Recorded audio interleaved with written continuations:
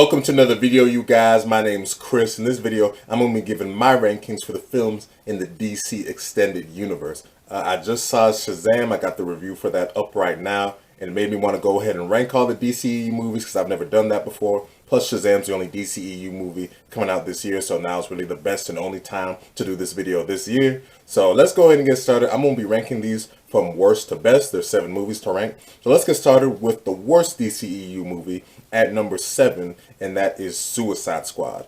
This movie was just kind of a big mess in my opinion. 2 main flaws stand out about it. One, the reason for putting the Suicide Squad together is really stupid. There should have been a threat that was out there, and then they put the Suicide Squad together. And 2, this movie has just got one of the worst comic book villains, probably the worst comic book villain I have ever seen in a comic book movie. The Enchantress, just a terrible villain, and really just a big misfit in terms of having the Suicide Squad go against her. She shouldn't be the type of villain for the Suicide Squad to go after. They should have made the villain the Joker in this movie. That would have been good. The movie's not a total misfire because there are some good stuff. Will Smith as Deadshot's really good. Margot Robbie as Harley Quinn. She was great. Jared Leto's Joker, I mean, it's an interesting take. I'm not crazy about it. But whether you like it or not, he's just not in the movie all that much for it to matter. So yeah, Suicide Squad, in my opinion, was the worst DCEU film. At number 6, we've got Batman vs. Superman, Dawn of Justice. I'll never be able to forget all the hype there was for this movie from all the trailers, all the DC fans. And then once that Rotten Tomatoes score came out for the movie, it's just like, uh-oh. And when you watch the movie, you can see why, because the main thing that's kind of bad about this one to me, or the big misfire, was the storytelling and just the reason for Batman and Superman fighting. The story structure in this movie is just a big mess. It's really just meandering all around the place, really badly edited, badly paced, just not good at all. Some interesting visual design, and I did like Ben Affleck as Batman. I think he's actually a really good Bruce Wayne. And while I'm not crazy about the Batman costume in this movie, his portrayal as Batman, I really liked his portrayal as Bruce Wayne. I thought that was really good, and I really liked his voice as Batman. The thing that was bad about it was the whole thing of him killing. That was just a bad, just bullshit Zack Snyder decision right there. But even though there is some fun action in the movie, like the fight between Batman and Superman, kind of fun despite the whole Martha thing. But yeah, the movie's just a big mess, crowbarring and stuff like Doomsday and the death of Superman story from the comics, just rushing all of that. Yeah, these Batman versus Superman, just wasn't a big fan of that. Now, the extended version of the movie definitely was an improvement, but you shouldn't need over 3 hours to make your movie watchable, in my opinion. At number 5 is Man of Steel.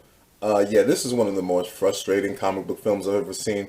Just because this movie, I thought the first half of it was just so damn good. The script was done and it was produced by Christopher Nolan. And the first half of the movie, you see that sort of Batman Begins influence when it comes to telling the origin story, the sort of unorthodox storytelling in terms of showing his origin as a kid, doing flashbacks, all that stuff. That stuff was really good. I really like the Batman Begins approach for the first half of this movie, and the casting was good. I really like all the cast. That stuff was all good. It's just the second half of this movie that to me was just kind of mind-numbing. It's just too much destruction all over the place to where it's so much that you just get kind of dull to where it's all like, oh man, what the hell happened to this movie? It just became just sort of like a generic, like kind of disaster movie, just CGI overload. And me, I love me some CGI, but you got to do it well. It's got to be well paced. This unfortunately did not have that. So in the end, it made the movie kind of disappointing in my opinion, even though there definitely is a whole lot of good stuff in this movie.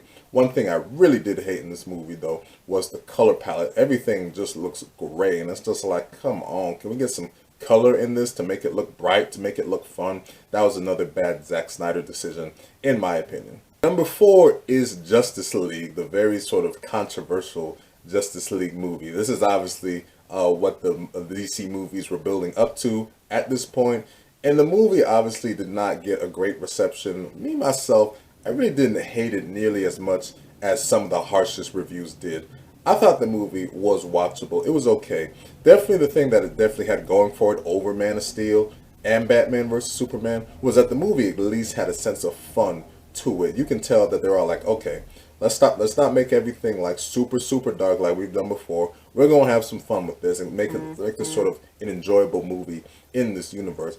And I think they did do that for the most part. I like the team dynamics between Batman, Wonder Woman, Flash, Aquaman. That stuff was fun. I enjoyed that. Thing that was bad was the villain, Steppenwolf. Yeah, this is just another sort of bad comic book villain that you just don't care about at all. Really not a whole lot of development. Just shows up, wants to take over the world. Some bad CGI when it comes to him. Yeah, not a great villain. But the movie overall, it was harmless. It was okay. I thought it was watchable entertainment. Obviously, it was sort of a box office bomb, so that's unfortunately what sort of killed Warner Brothers' sort of thirst to do more sort of team up movies. So who knows if and whenever we'll ever see a Justice League 2. Now at number 3, this is where we get into some legit good movies right here. And at number 3, I got Wonder Woman. This was really the first film in the DC universe that was the critical success and the box office success. And you see this movie and you see why, because everything is just done like really, really well in this movie. When it comes to your main protagonist, Diana, Wonder Woman, she was really good. Really liked her in Batman vs. Superman. That carried over into this film, showing her origin, how she becomes Wonder Woman, what she fights her. She was a really likable protagonist. It was just overall a really charming and just really enjoyable movie to watch. Until the end, when you get to the fight with Wonder Woman and Ares. To me, that final section was just a lot of bullshit. It went on for just too long in terms of the fight between Wonder Woman and Ares.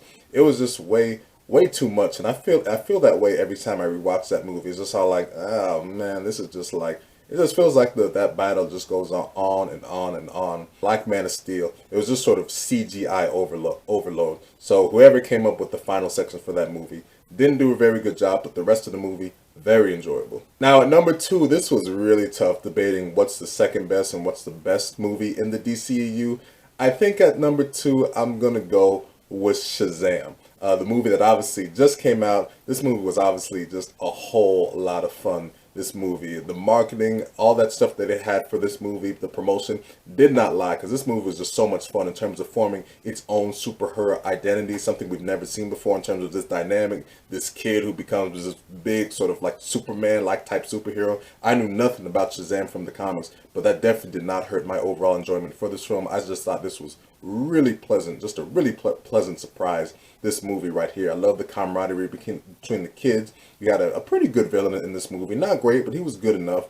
Just a whole lot of fun in this movie. So this was a real winner for DC, and it made me really excited in terms of the stuff that happens at the end of the movie to see future installments going forward. And at number 1, I've got Aquaman, released a few months ago. Yeah, this is still number 1 for me. The movie did not get a great reception. It got mixed reviews from critics, although fans definitely seem to like it. And you can count me in as one of those fans, because I just thought this was a really well done movie. To me, it just had everything you need from sort of like a superhero standalone film like this. It just hit all the check boxes, in my opinion, when it came to having a good superhero protagonist, some good supporting characters, a story with some heart. I love the stuff with Arthur's dad and his mom coming from the sea. That was really some good stuff. Just some amazing visuals. The stuff what they do with the underwater city of Atlantis, that was just some fantastic stuff. How they pulled it off. None of it looked good. That was great. And all the action and all the stuff like that, that was fun as well.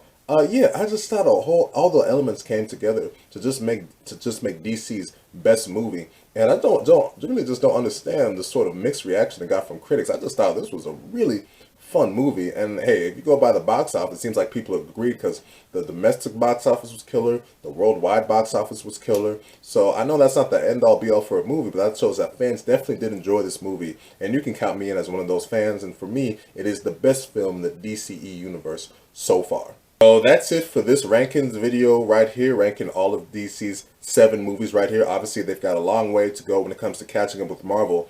The big thing that the DC Universe films have got to work on, 2 things, is 1, you see the trend that their solo movies are really good. Besides Man of Steel, their solo movies like Shazam, Aquaman, and Wonder Woman, those have been really good movies.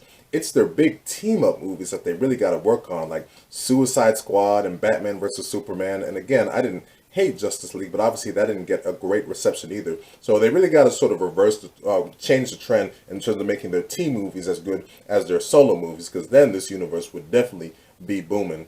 And another thing that definitely needs to happen, and Shazam made me really aware of this, is that they've got to find a way to put Batman and Superman in the spotlight. Those are the two iconic DC characters right there. We have got to see movies come out for those guys. Now, obviously, they're working on a Batman standalone, but that's going to take place in like the 90s from what I've seen. So it's not going to be a story set in the future. And obviously, there's nothing to do with Superman out right now. Who knows if Henry Cavill's ever going to come back at that. But they really got to find a way to put those characters back in the spotlight, because those are the two iconic DC characters. So with that in mind, I hope y'all enjoyed this rankings video. Leave your list if you have one in terms of how you would rank the 7 DC movies or the ones that you have seen. And I will see y'all around with another video.